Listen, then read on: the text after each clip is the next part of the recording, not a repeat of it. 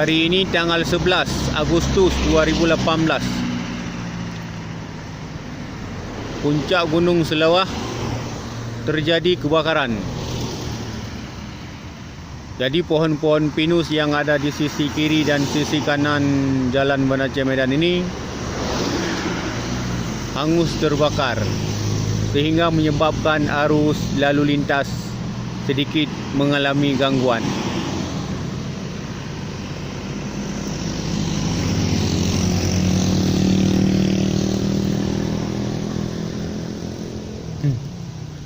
Di sisi jalan sering ditulis jangan bakar hutan,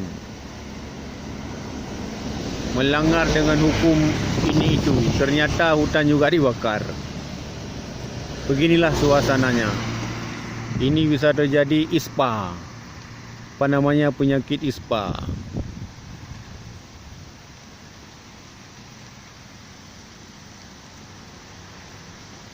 Ditakutkan terjadi sambaran api ke mobil-mobil dan kereta yang lalu lalang.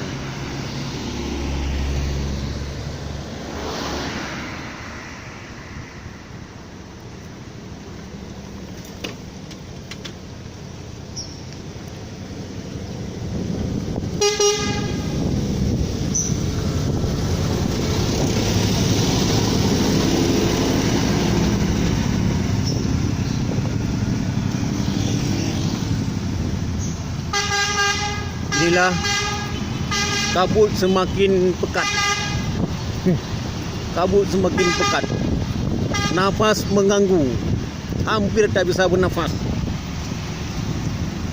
Kebakaran yang sangat hebat.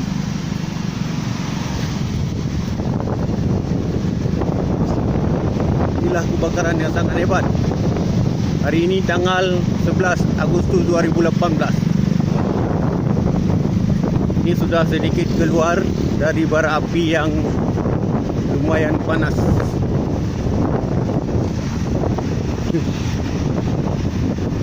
Inilah suasananya.